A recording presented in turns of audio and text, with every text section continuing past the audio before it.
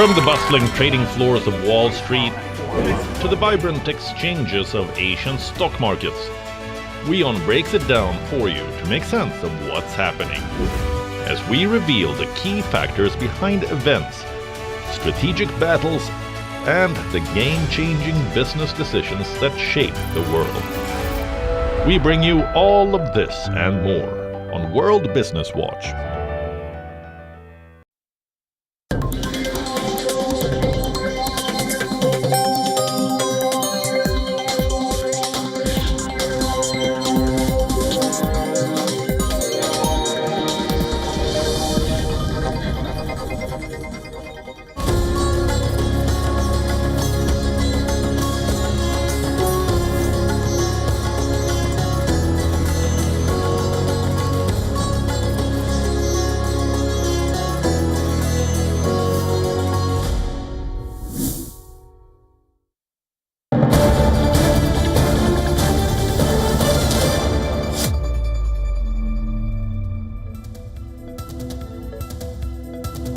All right, breaking news coming in. The US president has upped the ante on his tariff war against India.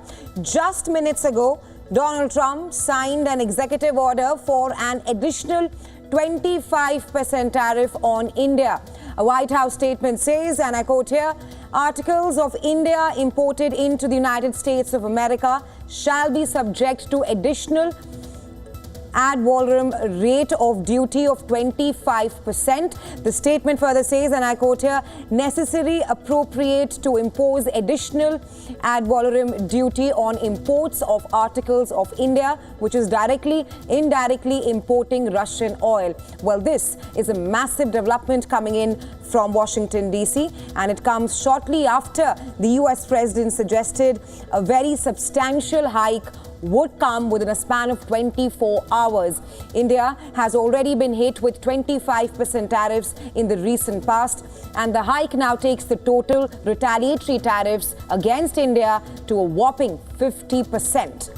Trump's retaliation comes after India took a stance against the US president's tariff and lashed out at West double standards.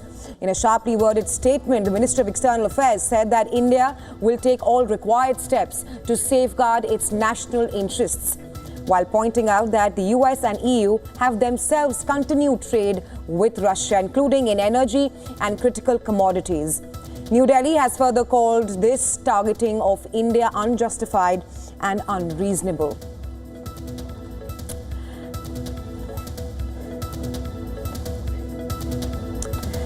And well, for more on this, our correspondent Susan Tharani is joining us live from New York. Hi, Susan. Trump has now slapped a total of 50% tariff on India. What's the latest on this? Right, as you mentioned, 25% ad valorem, which is a tax on the value of goods on all Indian imports into the United States. This kicks off 21 days after the order is signed, with a narrow exception for goods that are already in transit. Now, there are some exemptions and exceptions. It does not apply to goods already protected under specific national security rules, items already accepted in prior executive orders, and certain U.S. foreign trade zone articles admitted under quote unquote domestic status. Those are the exceptions, and this executive order, of course, just came out a few minutes ago. Prior to this, yesterday, Nikki Haley, former presidential candidate for the Republicans that was running against Donald Trump, said in an X post that while Indian tariffs may be justified, but to offer a country like China 90 days of grace period and punish a key ally like India so quickly like this is unfair and not the right policy. So we're seeing some voices, even within the Republican Party, come out against how President Trump is conducting these tariffs against a key ally being India. Right, Susan. We'll, of course, be tracking this very closely, but thanks for getting us the latest and joining us on Race to Power. All right, for more on this, we're now being joined by Jayant Krishna, Senior Fellow, Center for Strategic and International Studies, and he's joining us live from New Delhi. Welcome to WION, Mr. Krishna. First up, of course, a total of 50% tariff on India. The burning question right now is, what options does India have right now? See, it is very extremely unfortunate what has happened. It negates all principles of a win-win negotiation, and the entire war is being fought on President Trump's social media handle, devoid of any deliberations, discussions, an open dialogue. It's extremely unfortunate. This kind of 50% tariff, additional 25% tariff on all Indian imports. I think the only option India has is, it can perhaps gradually look at alternate oil supply sources. But obviously, we can't stop buying completely from Russia for one simple reason, because no other country provides oil to us at a rate at which Russia provides, right? But we can give them a roadmap that how we will gradually reduce. And as far as the defense equipment is concerned, that is something which India is not buying new defense equipment as much from Russia. It is only the legacy equipment that we have bought, defense equipment that we have bought. You need maintenance spares, you need enhancements on that, and because of which some part of that goes into it. But oil, I think India now with the 50% tariff has no option but to have a roadmap of a gradual reduction in the Russian oil imports.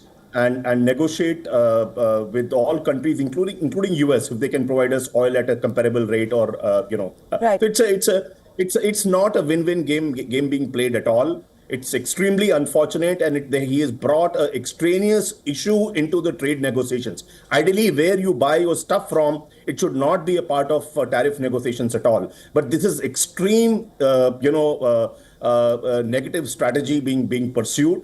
But the fact is, nations like Japan, European Union, UK, many other countries have succumbed, and they have sweetened the deal, and that's the reason they are ready with the deal. I at this point of time, I believe, since US happens to be India's second largest trading partner, right, and among the only major countries where we have a trade surplus in favor of India, and also the maximum amount of FDI that comes from any country to India is from the US. So I don't think we have as many options. And I don't think it would be fair to stop the Russian crude oil imports immediately. But there has to be a roadmap of a gradual reduction, because we actually don't have a choice at all. We are not as strong an economy as China, which can really call right, the shots, and because there's a huge amount of American dependence on imports from China, which is not as much the case with India at all. So I think we have to be very, very careful and not give up the path of negotiations. I don't think confrontation with somebody like Trump will help at all. But Right, we Mr. have to move on a path of a reconciliatory negotiation and a gradual roadmap for reduction of crude oil import from Right, Russia to India. Right, Mr. Krishna. Like you also mentioned that a lot of countries have succumbed to Trump's pressure. India is really standing up to Trump at this point of time, with India's NSA also in Moscow. What's the broader messaging that you see is coming out of New Delhi towards Trump? See, New Delhi today has not reacted when an additional 25% has been put, but the earlier reaction was loud and clear that you are blaming us for importing oil from Russia. But the fact is, US itself imports uranium from Russia. It imports palladium, which is used in electric vehicles. It imports chemicals, fertilizers.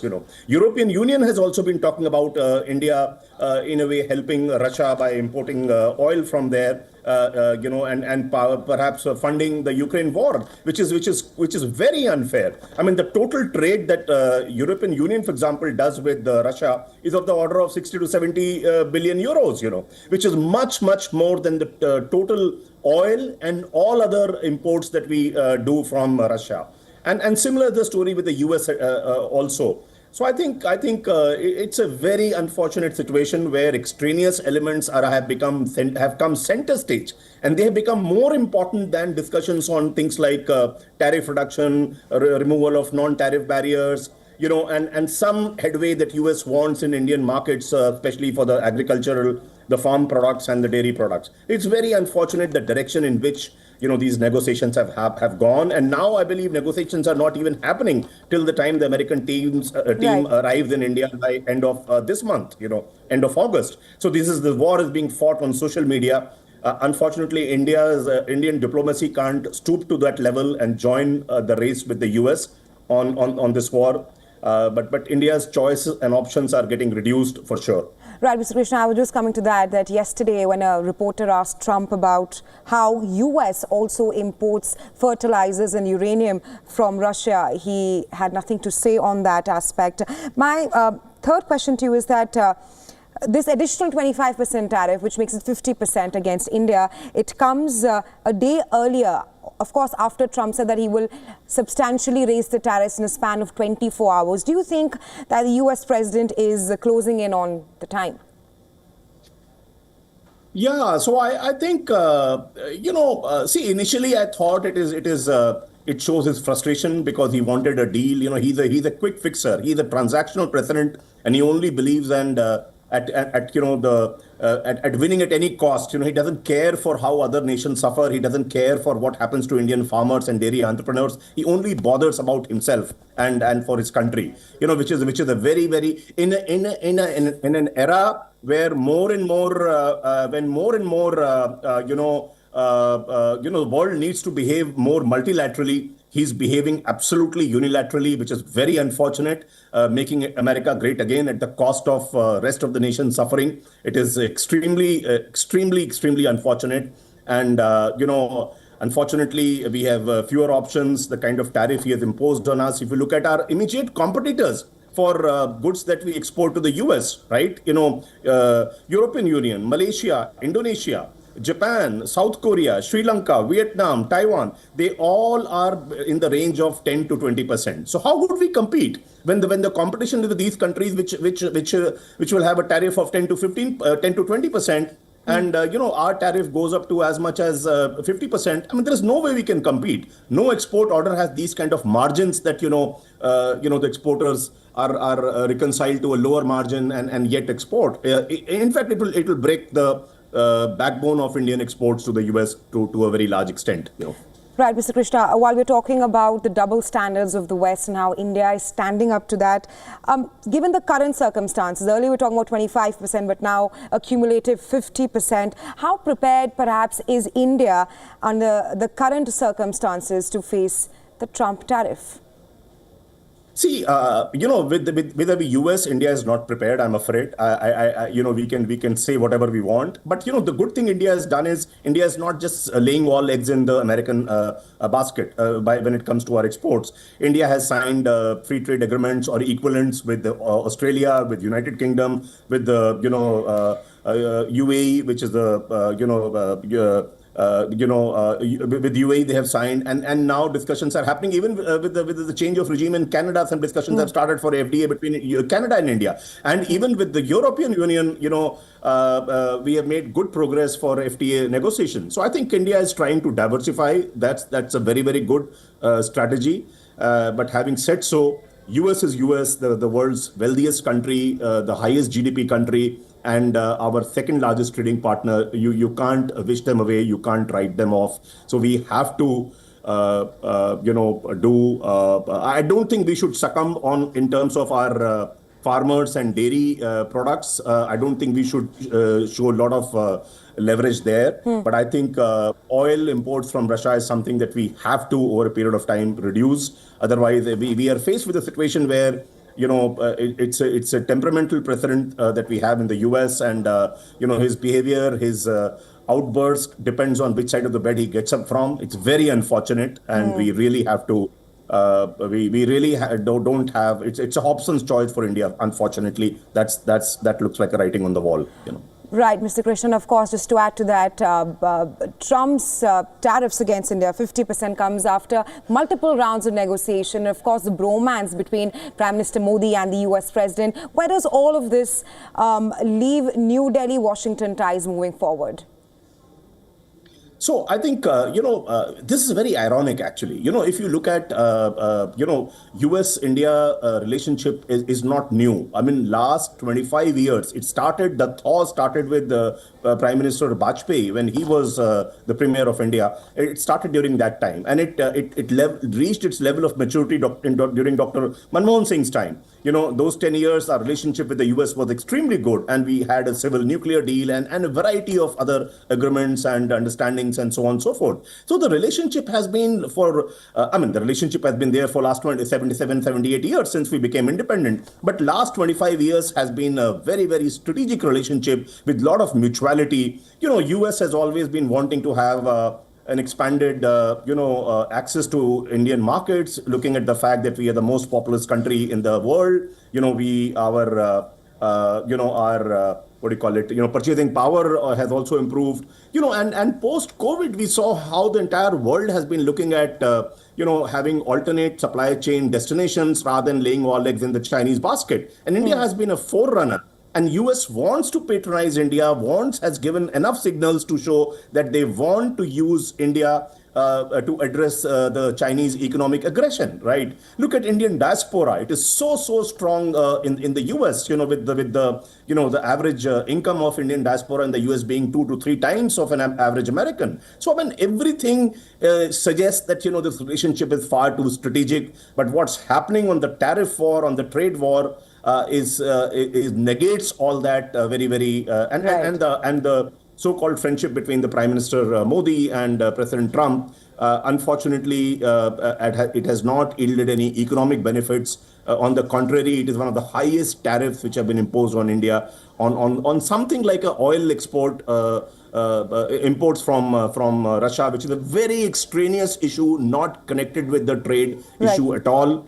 I have a feeling India should also take it up with WTO, that it's going in the wrong direction. But the fact is, who cares? I mean, does America care about, even if WTO wants to intervene? It's a very, very extreme, very, very unfortunate situation. I don't think India has too many options but to move. And even if a full-blown bilateral trade agreement doesn't see the light of the day very soon, I think we should have a mini deal as early as possible so that there's a rollback on this 25 and now 50% tariff. Right, Mr. Krishna, thank you so much for joining us here on WION and sharing your insights with us on this news. Thank you. A pleasure. In other news, Israeli Prime Minister Benjamin Netanyahu has raised plans of full occupation of Gaza, and they are creating tremors. On one hand, Netanyahu's aides are upping the ante to fully occupy the Palestinian enclave, and on the other, dissent against Netanyahu's government is growing by the hour. Nearly 2 years of war has completely devastated the Palestinian territory. The visuals on your screens right now, it shows the gravity of destruction. Where once buildings stood tall, now lies a pile of dust and debris. Week after week, Israelis are demonstrating outside Netanyahu's office, demanding a ceasefire. US President Donald Trump declined to say whether he supported or opposed the move of his ally and said his administration's focus was on increasing food access to the Palestinian territory. The US President has left the question of occupation in Israel's hands. As you know, $60 million was given by the United States fairly recently to supply food, and a lot of food, frankly, for the people of Gaza that are obviously not doing too well with the food. And I know Israel's going to help us with that in terms of distribution and also money. We also have the Arab states are going to help us with that in terms of the money and possibly distribution. So that's what I'm focused on. As far as the rest of it, I really can't say. That's going to be pretty much up to Israel. Yeah. Israel's defense minister says the military will have to execute any government decision on Gaza. Reports also suggest Netanyahu and his cabinet would order a full military occupation of Gaza, sparking dissension from the army's chief of staff, Eyal Zamir.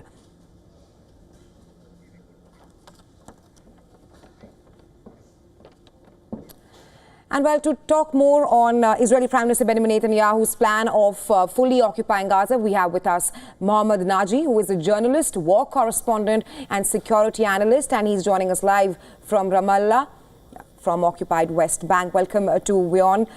First up, of course, what kind of ramifications or on-ground implications will there be in Gaza if Netanyahu's plan actually goes forward of a complete occupation of Gaza Strip?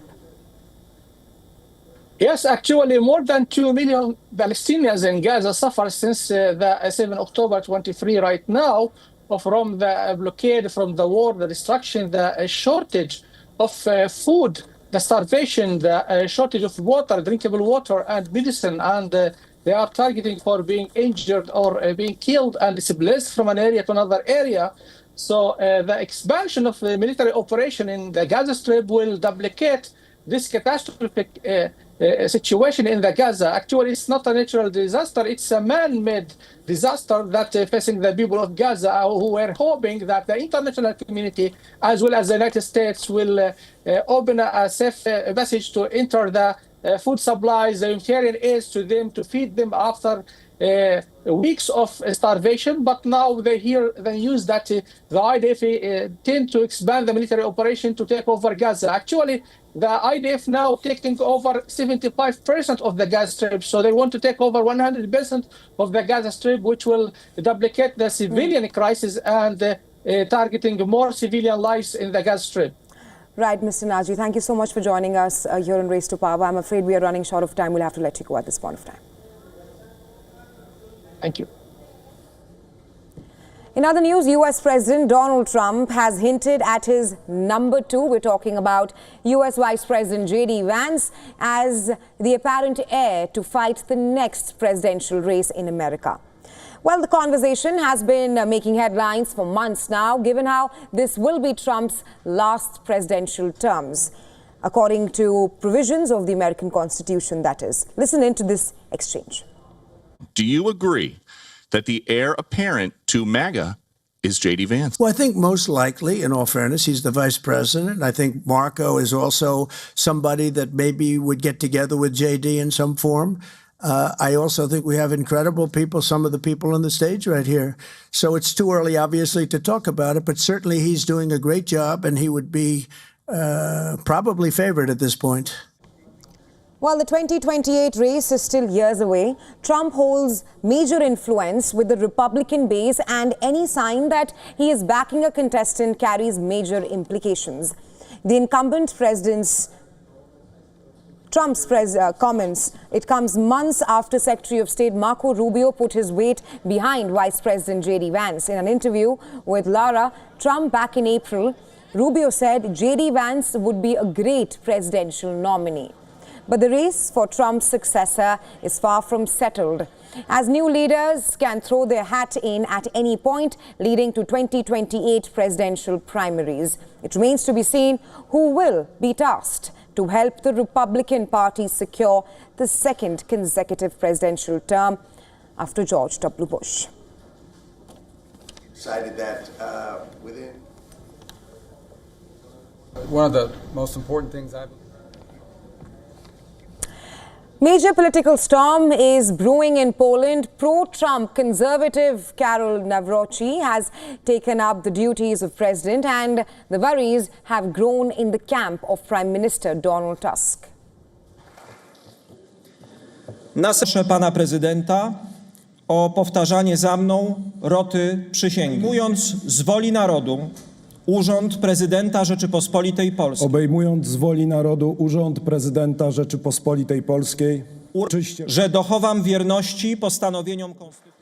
Karol Nawrocki took oath in Polish parliament in his first speech after taking over the presidency. Nawrocki made it clear that he will push forward his Eurosceptic agenda. I will therefore be the voice of those who want a sovereign Poland that is in the European Union but Poland, which is not the European Union but is and will remain Poland.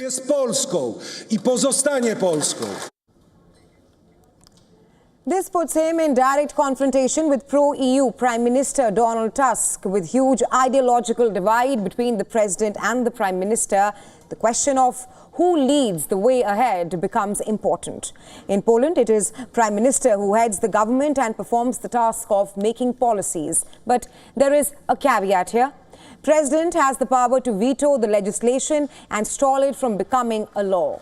This balance of power creates a perfect ground for policy paralysis, especially if the head of state and the head of the government are not on the same page.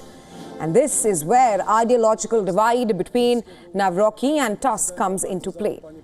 Karol Nawrocki and Donald Tusk are pulling the country in opposite directions right now. On one hand, Tusk wants to roll back controversial judicial reforms, legalize abortion, and expand LGBTQ rights. He is also a vocal supporter of Ukraine and its NATO ambitions, while on the other side, Karol Nawrocki supports tough abortion laws, is skeptical of Ukraine's NATO membership, and opposes same-sex marriage. He's also a strong defender of judicial reforms that Brussels has challenged. This sharp ideological split is now raising concerns about possible gridlock in Warsaw, with key policies at a risk of being stalled or blocked. Despite growing concerns, Tusk has vowed to remain in power, with elections for Prime Minister slated to take place in 2027.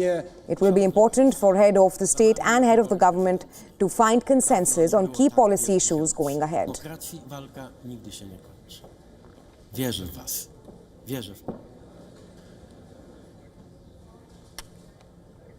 And with that, we slip into a very short break. You are watching WION World is One. Stay tuned.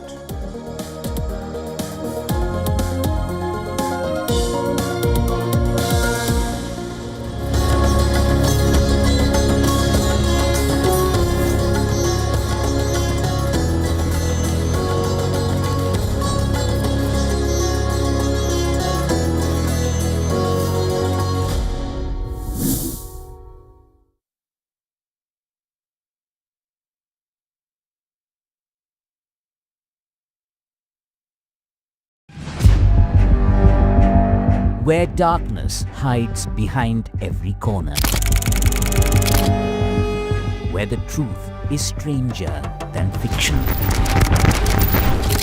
A show that dives deep into the stories which shock and mystify. Unsolved murders. Psychopaths who defy explanation. International war crimes. And millions swindled in financial fraud. The victims, the accused, and the sinister plot. Prime Crime is your front row seat to darkness.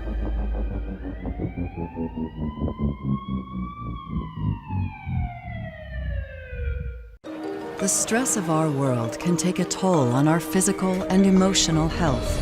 Here, in New York's Catskill Mountains, lies a luxurious place of healing called WION Wellness Center.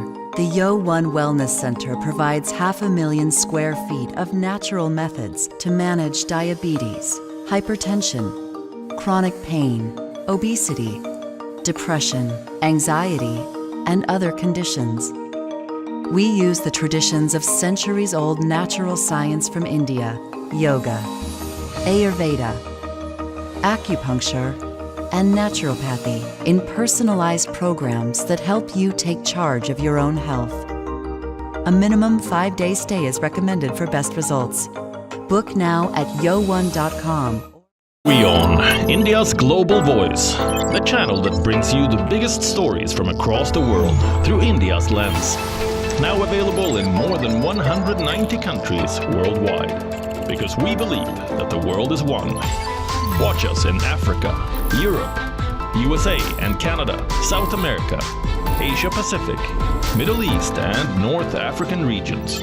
Also available on these digital platforms across the world. WION, World is One. To bring the benefits of the Subhash Chandra Show to your educational institution, teachers and students, send an invitation to Juhi Jha at juhi@such.org.in.